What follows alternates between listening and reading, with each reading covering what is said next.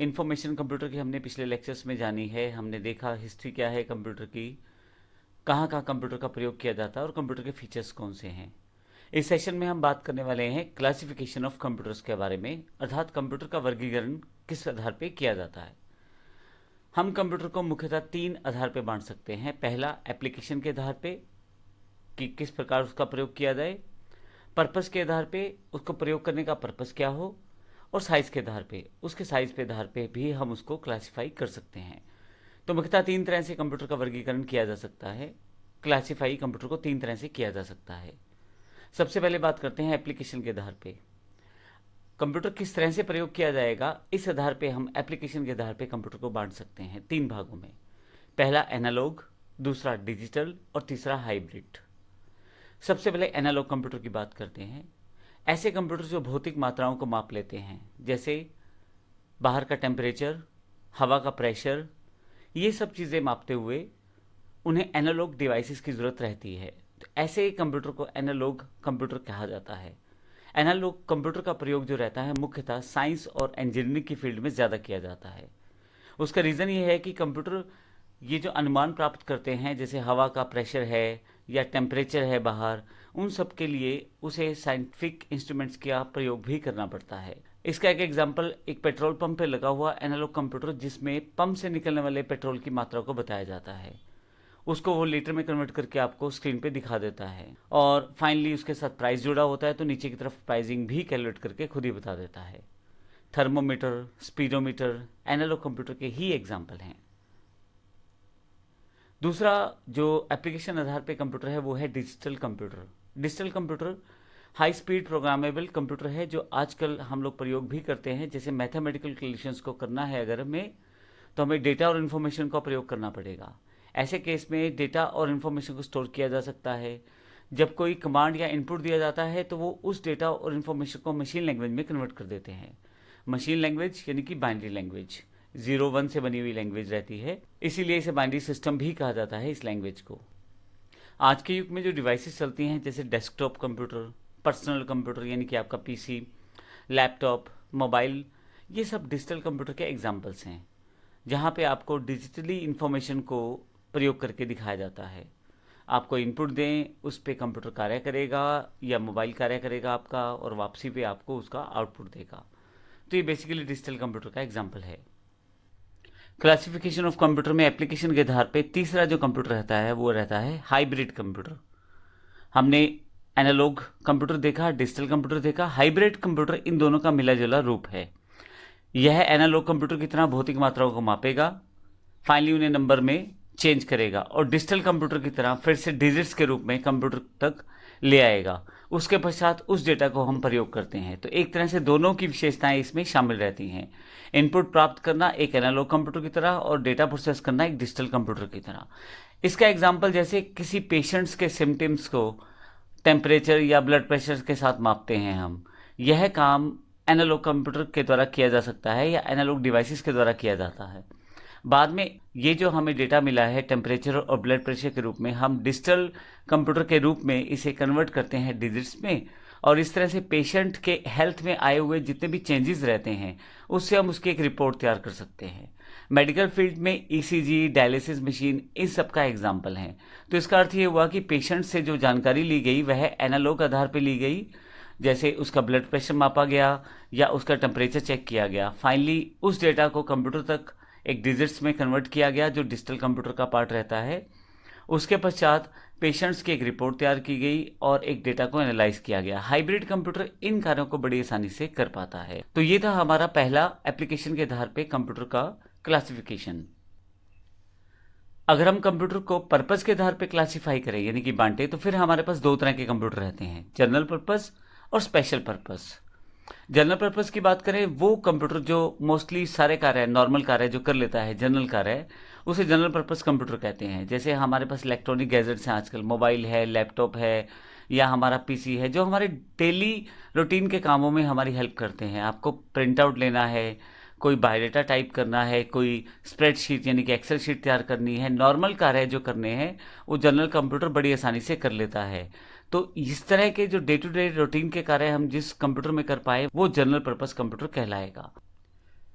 दूसरे हमारे पास है स्पेशल पर्पस कंप्यूटर। ये वो कंप्यूटर है जो पर्टिकुलर कार्य में माहिर होते हैं, यानी कि एक पर्टिकुलर काम के लिए ही इनका प्रयोग किया जाता है। इस कंप्यूटर का जो सीपीयू रहता है वो पर्टिकुलरली उसी तरह के कार्य के हिसाब से मैनेज करता है चीज़ों को। इस कारण से सीपीयू की जो कैपेसिटी रहती है वो भी खास रहती है उस पर्टिकुलर टास्क के अकॉर्डिंग जो उसको कंट्रोल करना है। जैसे ट्रैफिक सिस्टम को कंट्रोल करना है तो उसका जो सीपीयू रहेगा वो अलग तरह का बिहेव करेगा और अलग कैपेसिटी का रहेगा। एग्रीकल्चर के प्रोडक्ट्स यूज़ करने हैं किसी जगह पे तो उसके लिए सीपीयू अलग तरीके से बिहेव करेगा, लेकिन उसके लिए अलग कैपेसिटी इस्तेमाल की जाएगी। इस तरह से इंजीनियरिंग में जो प्रयोग किए जाते हैं कंप्यूटर, उनके जो कैपेसिटी या उनका जो प्रोसेस का तरीका होता है वो डिफरेंट होता है। तो ये पर्टिकुलर चीज़ें जो हम लोग करते हैं उसके लिए प्रयोग किए जाने वाले जो कंप्यूटर रहते हैं उन्हें स्पेशल पर्पस कंप्यूटर कहते हैं। रिसर्च में, वेदर फोरकास्टिंग में, इन सब जगह पे, स्पेस साइंस में स्पेशल सीपीयूज को प्रयोग किया जाता है जिनका कार्य एक स्पेशल तरह की टास्क को परफॉर्म करना है। तो ऐसे कार्य करने वाले कंप्यूटर्स को स्पेशल पर्पस कंप्यूटर कहा जाता है। अगला जो वर्गीकरण है यानी कि क्लासिफिकेशन है वो साइज के आधार पे है। Micro computer, mini computer, main frame computer और सुपर कंप्यूटर, ये 4 इसके एग्जाम्पल हैं। सबसे पहले माइक्रो कंप्यूटर प्रयोग करते हैं। सबसे पहले माइक्रो कंप्यूटर की बात करते हैं। टेक्नोलॉजी में जब से इंटेल कंपनी ने माइक्रो प्रोसेसर्स प्रयोग करने शुरू किए हैं या हमें मिले हैं तो उसके पश्चात से हमारे माइक्रो कंप्यूटर बड़े इंपॉर्टेंट हो गए हैं। ऑलमोस्ट सभी टास्क जो हमें डे टू डे रूटीन के करने हैं वो सारे हम माइक्रो कंप्यूटर से कर लेते हैं। माइक्रो कंप्यूटर के एग्जांपल में अगर हम बात करें, पीसी, लैपटॉप, नोटबुक कंप्यूटर, ये स्मार्टफोन, ये सब माइक्रो कंप्यूटर के एग्जाम्पल्स हैं। साइज में छोटे हैं और स्पीड में फास्ट है, इतने कि हमारे डे टू डे रूटीन सारे कार्य बड़ी जल्दी कुछ सेकेंड्स में परफॉर्म कर देते हैं। आज की डेट में बात करें तो माइक्रो कंप्यूटर को इस तरह से बना दिया गया है कि आपकी घड़ी तक के साइज में वो आ सकता है। तो इस तरह से ये माइक्रो कंप्यूटर का हमारा पहला क्लासिफिकेशन है साइज के आधार पे। लेकिन अगर थोड़े से बड़े कंप्यूटर की बात करें तो मिनी कंप्यूटर बन जाएगा। मिनी कंप्यूटर थोड़ा सा प्राइस और साइज दोनों में थोड़ा सा बड़ा रहेगा, परंतु इन्हें पर्सनल यूज़ में नहीं लाया जाता। माइक्रो कंप्यूटर जो हमने पहले पढ़े हैं वो पर्टिकुलरली पर्सनल यूज़ के लिए प्रयोग किए जाते हैं, लेकिन मिनी कंप्यूटर पर्सनल यूज़ के लिए प्रयोग नहीं किए जाते। इनका प्रयोग मुख्यतः कंपनियां ही करती हैं, और जैसे HP 9000, RISC 6000, bull HN DPX2, AS4000, AS400, ये मिनी कंप्यूटर के कुछ एग्जाम्पल्स हैं। क्योंकि कंपनियों में कार्य बड़ी फास्ट करना होता है और बहुत सारे कार्य हो सकता है एक ही टाइम पे करने हो, तो मिनी कंप्यूटर यहाँ पे बेस्ट रहता है। क्योंकि प्राइस में ज़्यादा रहता है तो पर्सनल व्यक्ति को उसका जरूरत भी नहीं पड़ती, और इतना तेज़ कंप्यूटर लेके या इतना फास्ट कंप्यूटर लेके एक नॉर्मल व्यक्ति कार्य भी नहीं लेना ऐसा। तो नॉर्मल प्रोसेस में हमें पर्सनल कंप्यूटर से ही हमारा मोस्ट ऑफ द काम चल जाता है। मिनी कंप्यूटर इसलिए कमर्शलाइज सेगमेंट में ज़्यादा प्रयोग किया जाता है और कंपनियां इनका ज़्यादा यूज़ करती हैं। मेन फ्रेम कंप्यूटर इसके बाद का थर्ड कैटेगरी का कंप्यूटर है। साइज में बहुत बड़े हैं और कैपेसिटी में बड़े फास्ट रहते हैं, और वर्किंग कैपेसिटी में और कीमत में मिनी और माइक्रो कंप्यूटर से दोनों से बहुत ज़्यादा रहते हैं। इसका यूज़ बड़ी बड़ी कंपनियों के द्वारा मुख्यतः सर्वर के रूप में किया जाता है। जैसे एक मेन फ्रेम कंप्यूटर एक बैंक के सर्वर के रूप में प्रयोग किया जाएगा, जहाँ पे किसी भी तरह की ट्रांजैक्शन अगर होती है तो वो रिप्लाई करना मेन फ्रेम कंप्यूटर का कार्य रहता है। अब उस कंपनी के या उस बैंक के हज़ारों या लाखों कस्टमर हो सकते हैं या करोड़ों कस्टमर हो सकते हैं, तो मेन फ्रेम कंप्यूटर उन सभी कस्टमर्स को रिस्पॉन्ड करता है टाइम पे। इसके अलावा मेन फ्रेम कंप्यूटर का प्रयोग जैसे अकाउंट्स की डिटेल रखने या बिल्स को भेजने या लेबर्स को पे आउट करने में, ये छोटे छोटे एग्जाम्पल्स हैं जिनका प्रयोग किया जाता है। लेकिन मुख्यतः इसका प्रयोग किया इसलिए जाता है क्योंकि ये साइज़ में बड़े हैं, बहुत ज़्यादा फास्ट हैं, वर्किंग कैपेसिटी बहुत ज़्यादा है, तो एज अ सर्वर इन्हें मुख्यतः कंपनियां प्रयोग करती हैं ताकि जो बाकी लोग हैं उन कंप्यूटर से कनेक्ट होकर अपना कार्य आसानी से कर पाएं। इसमें CDS साइबर, IBM 4381, यूनिवेक 1110, ये इसके मुख्य एग्जाम्पल्स हैं। अगला जो क्लासिफिकेशन ऑफ कंप्यूटर के अंतर्गत साइज के आधार पे जो अगला पार्ट हम लोग देख रहे हैं वो सुपर कंप्यूटर है। ये सुपर कंप्यूटर सब कंप्यूटर से बड़ा कंप्यूटर है और सुपर कैपेसिटी और सुपर फास्ट है। सुपर कैपेसिटी सुपर कंप्यूटर का यूज़ जो रहता है वो मुख्यतः साइंटिफिक और रिसर्च लेबोरेटरीज में किया जाता है, और इसका प्रयोग भी फर्दर रिसर्च सेगमेंट में किया जाता है।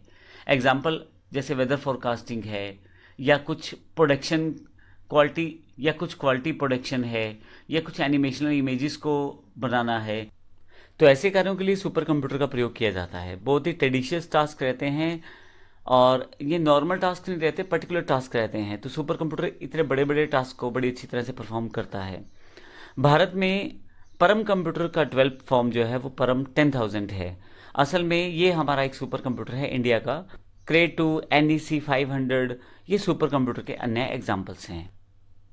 तो इस तरह से इस सेशन में हमने कंप्यूटर की क्लासिफिकेशन पढ़ी है, जो तीनों आधार पे, एप्लीकेशन आधार पे, पर्पस के आधार पे और साइज के आधार पे हमने पढ़ी है। धन्यवाद।